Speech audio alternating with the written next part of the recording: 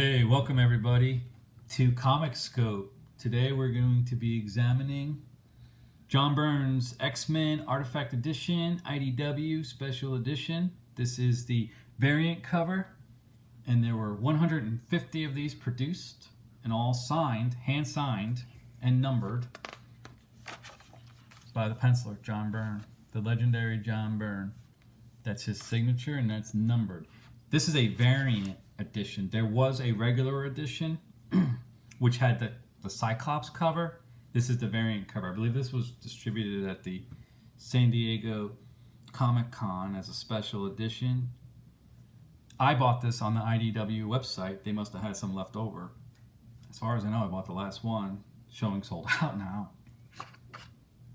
Alright, let's go in. So this contains the original Bristol boards, the original boards that the penciler and inker worked on.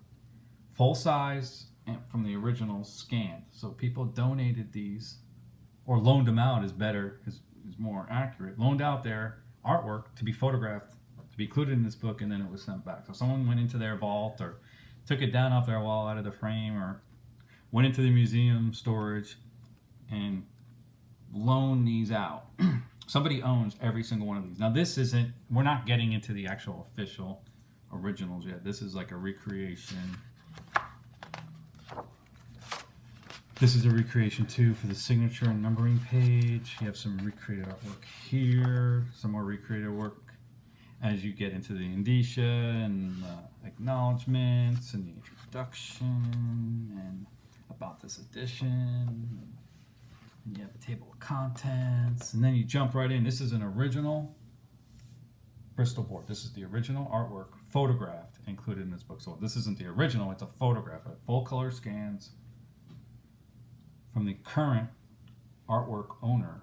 So whoever owns the artwork, whoever bought it, or someone resold it and then they bought it, whoever currently owns it, they loaned it out. You would never be able to see all of these originals. The only person that never really ever saw these was the original. In this collection would be the original pencil, the original inker, and the editors, and maybe the writer or the colorists, and the letterer. Okay, so it looks like the X-Men are in a space saga, like a space adventure with the Shi'ar, the Imperial Guard, and the Starjammers. So I think this is jumping right out of Dave Cockrum's run. John Byrne takes over, still has the second Wolverine costume that Cockrum was trying to introduce, but Byrne brought back the gold tiger stripe costume pretty much right away. So you have just the artwork. You can see the artwork at its original size because comic books are shrunk down to the 8.5 by 11. It's a little bit smaller than 8.5 by 11, but this is 10 by 15 on an 11 by 17 Bristol board. So they leave a margin, but the actual. So they're drawing on 10 by 15 and it's shrunk down. It's easier to pencil and ink at this larger size. A lot of artwork was done at larger sizes than photographs, so like magazine covers. And because the level of detail that you can do at the larger size is just greater, and then when it gets compressed, it just looks sharper. There's my second favorite X-Men, Banshee. My first favorite X-Men is Wolverine. Why is Wolverine your favorite X-Men character? I like him because he's short. But he's strong. So he's tough. I just like him, like the character. He's just like a John Wayne or Clint Eastwood, at 5 feet tall, and he's got the claws that can cut through anything, and the unbreakable, he has the unbreakable bones. You can't break his bones. I mean, he has the healing factor, so if he gets hurt, he heals right away. He has the super senses. He has super scent of smelling, so he can smell as good as a dog. He has super hearing. His eyesight's amazing. He's fast. But I really just liked him because he was short, so but he would take on people twice his size. So here you have Cyclops with the Zipatone. So the Zipatone is like a stick-on tattoo. You'd buy them in these books. You'd put it on there, and when you pull it off, it would leave like a tattoo of that design. I only learned about that recently. I always thought that the inker did that, or the penciler. So it could be a time saving, measure, or it just could be that it's just not worth it to the pencil and inker to do the detail, do all the little dots for the zipatone or the little lines, or that it's just not feasible. And in 2 seconds, you do the zipatone. I'm sure zipatone had other applications, and the comic book artists just found out about it and started using it. But here you have more of the space adventure. Then it looks like the X-Men are coming home. And here you have a silhouette. Silhouette is a very good visual storytelling technique. It gives contrast. But in visual storytelling, silhouette, this would have been a decision of the penciler. He would have decided to do in silhouette to give it contrast. It's just something that is in a good penciler's or even in inkers. Because the inker might say, hey, can I do this in silhouette? This might have been all drawn out. It's just a good component for them to have in their palette because it's very effective and it's time tested.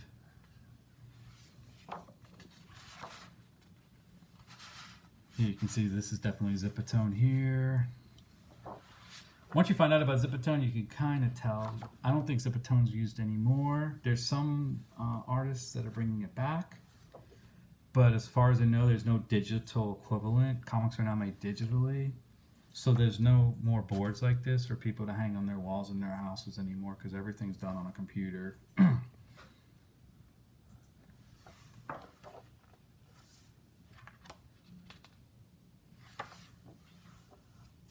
So here you have Wolverine breaking out of the manacles. He did that a couple of times.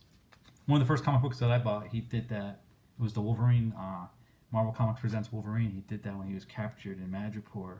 He was like the captive of like the local crime lord, and he broke out of the crime lords.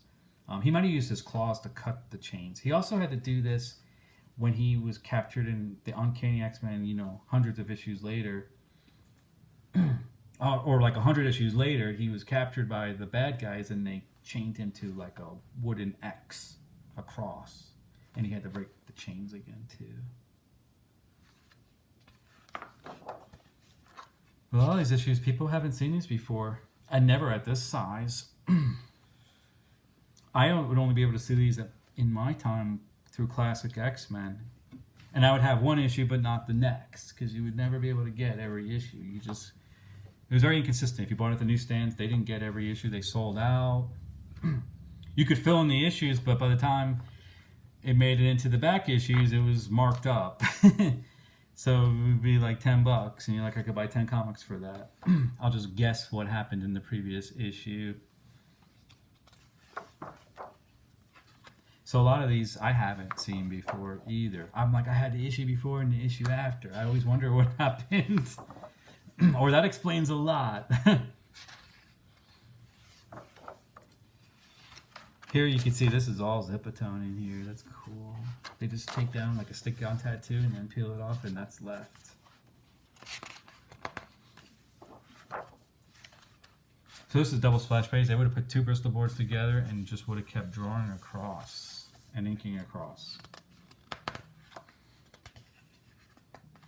So when I see double splash pages, you know, this is a splash page and it's a double splash page. In magazines, I call it a double page spread, but this is a double splash page. I always think of Jack Kirby because Kirby would do a splash page and then a double splash page. That looks like zipatone there. Zipatone. Maybe zipatone will make a comeback. Here's more.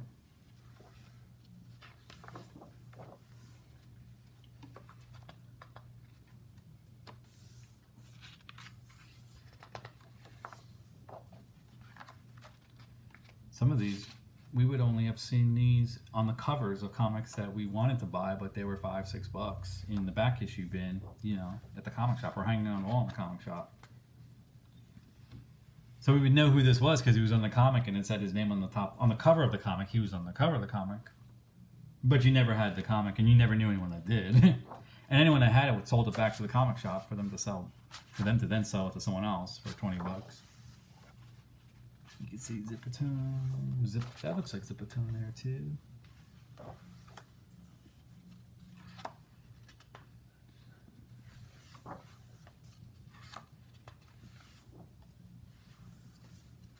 Here's the X-Men meeting Alpha Flight, which is the Canadian X-Men. because the penciler, I believe he was British, but his family emigrated to Canadian, so I think he identifies as Canadian, or he was living in Canada at the time. So he wanted to have superheroes that are Canadian. Wolverine also was Canadian.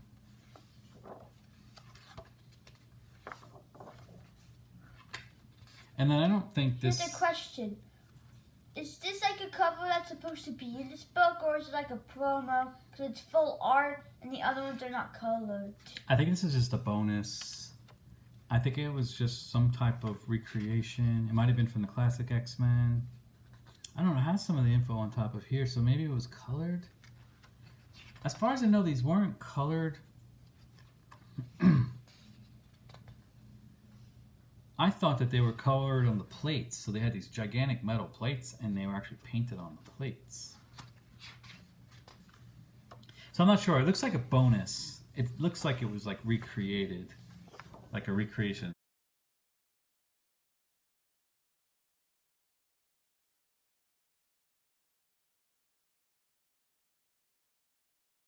It's not the original. Like this is the original. And you can see Zipatone there. This is Zipatone. Zipatone could be a big time saver because you don't have to do a background. You could do black, but you just did black there. You don't want to have too many repeats in panels because you need to have that contrast. So here's the X-Men battling Arcade. In the Murder World, which I guess was supposed to be like Westworld. That was a movie that came out in the 70s.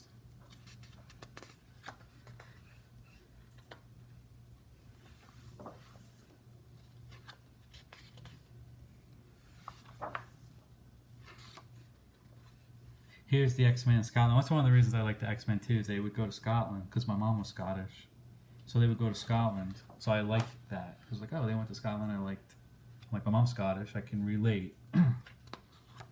They would go to this island called Muir Island. It's a fictional island that they made in Scotland.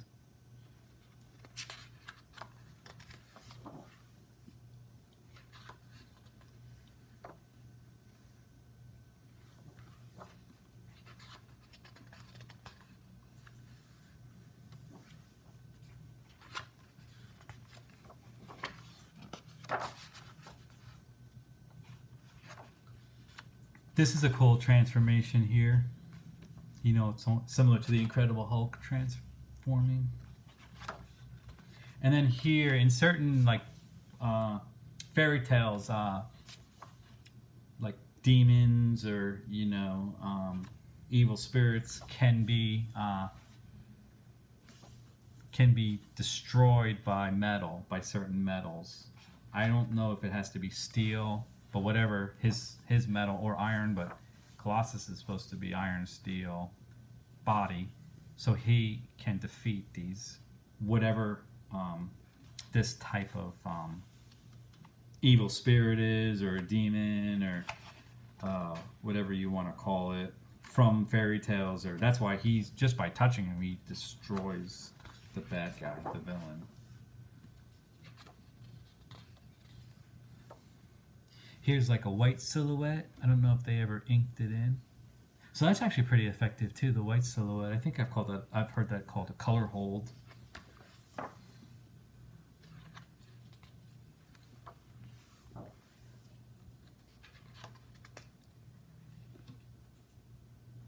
I don't know if this is an original board or just a bonus page.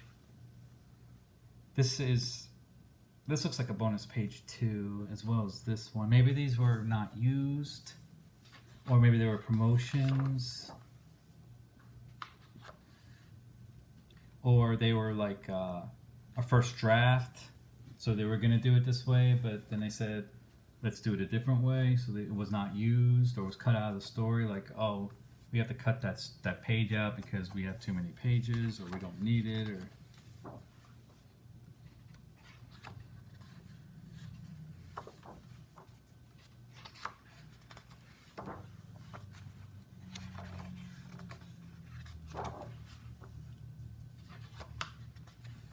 I like these lines. It's almost like a Kirby Crackle. So Kirby Crackle is all the little dots that Jack Kirby kind of created as a background, or space, or or energy. These are like, I would almost call these curvy bricks. It's not. It's a little bit thicker than a motion line, like a speed line. Like these are speed lines, but I would call these like speed bricks. You can definitely see speed lines. This might be rain.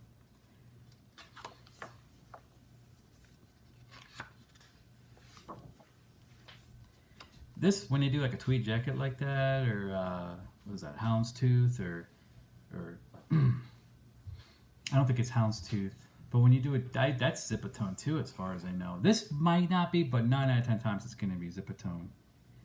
This, they might have done it by hand.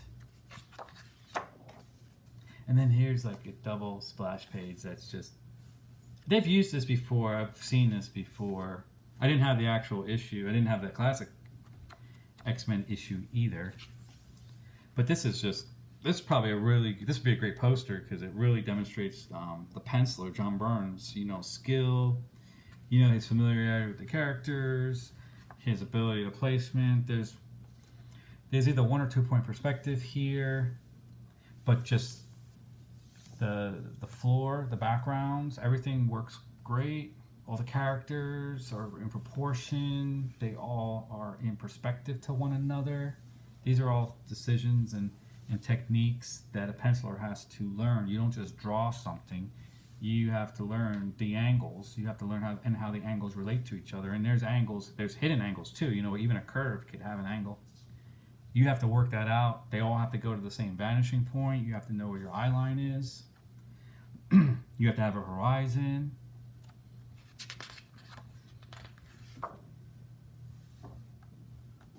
I don't really think you see splash pages, double splash pages like this anymore.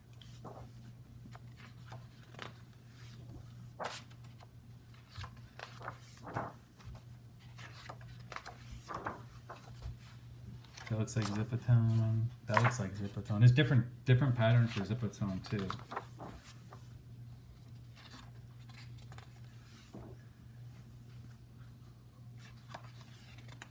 I had this issue of Classic X-Men, and it basically just retold the X-Men's history, but a lot of us didn't have those comics.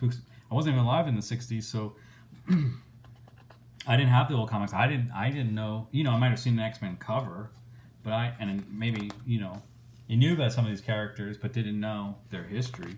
This was like, the Cliff's Notes. It was just really well put together. In one issue, they told you the whole history of the X-Men, whoever they fought. And then here you're getting into, I think this is starting into Days of Future Past. And then Wolverine has his brown suit that the penciler designed as an upgrade. This is my favorite suit for him. Actually, I think this is not the Days of Future Past one. This is meeting with Alpha Flight to fight this Wendigo character. He's like the Incredible Hulk from Canada. Instead of turning into the Hulk, he turns into like this Wendigo. The Wendigo is from either U.S. or Canadian or Northern mythology. This is Zipatone here, it looks like too. So he's from folklore, like the New Jersey Devil, or. So here's some cool speed lines. But you see everything at the full size that the penciler drew at. You saw, here's more Zipatone, you saw that he drew at this size, and then when you get your comic, it's shrunk down.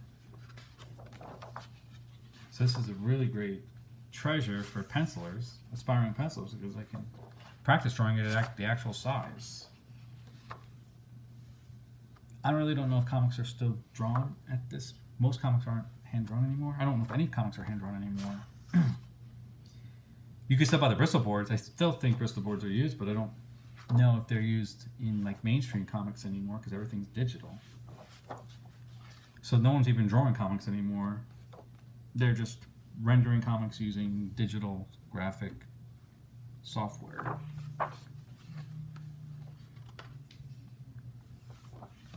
Which I'm not knocking that. It's just something totally different. For me, it's apples and oranges. I mean, this penciler, he could draw that right now. If you were in the same room with him, I mean, it might take him an hour or two, but I mean, maybe not this panel, but it might take him 2 hours to draw this page, but he could draw it. And then the inker would have to ink over it. But you could have someone draw this. With a digital comic, you can't just have someone do that. They couldn't draw anything on a piece of paper for you. They would need to plug their computer in.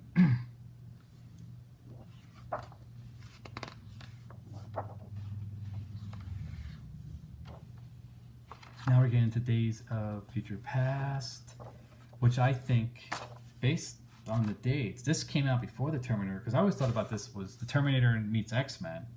Because in Terminator, robots take over in the future. They send a human back to stop the robots. They also send Arnold Schwarzenegger back too to stop the human, but there's no Terminator per se in this one, like a Terminator robot that was sent back too, but you have a human sent back from the future to the current time saying, hey, the robots took over in the future. And then this one I always thought of as the X-Men meet Alien. This came out after Alien, so either they were influenced or whoever created this character. I don't know if this character already existed outside of X-Men and they just used him. So that's like the end of the full-size boards, panel boards. I think this is a promotional. This is the corner box. I love these corner boxes. Here's a original penciling. Here's some more original pencils. This was like the alternate page if the Phoenix hadn't died. This is the alternate story. I think it was released as Phoenix the Untold Story. I never had it. Or it was a what if. Marvel Comics used to have the what if series. What if the Phoenix didn't die? What if Inferno had won? Or what if the X-Men had lost Inferno? This looks like an alternate cover. And then you have the real covers. As far as I know, the covers went for the most. Like a cover would go for big bucks for someone buying it. I know of one X-Men cover, not from John Byrne, but from Jim Lee, that went for $500,000 not too long ago. If what I heard is correct. And I heard that from Jim Lee on one of his podcasts or YouTube channel casts.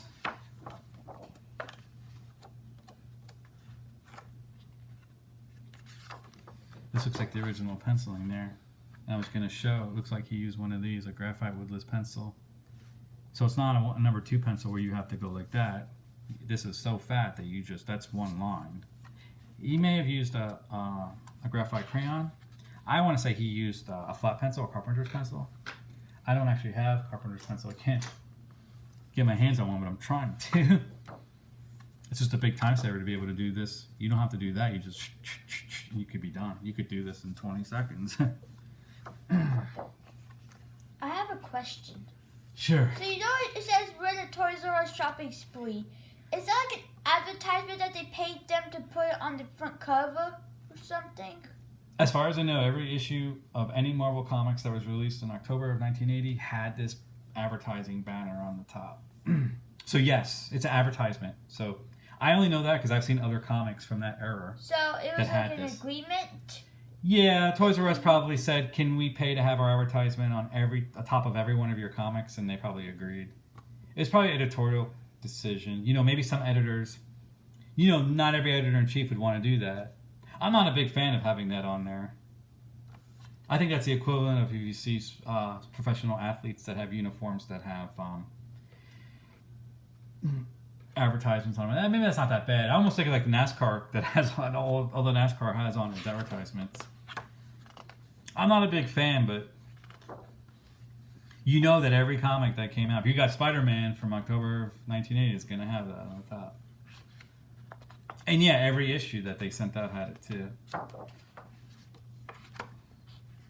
These just look like alternate covers, or I think this was an alternate page, or that was used from Phoenix the Untold Story. So just a really good collection. I think I got the last one. So if you're not able to get your hands on one, I can't find it sold online anywhere.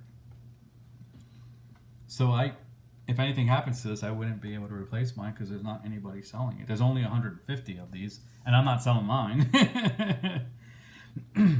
But just a really great collection and treasure because you can learn a lot from this artwork, and you can enjoy it too. All right, that wraps up Comic Scoop. See you guys next time. Thank you. Make sure to like, subscribe, and share.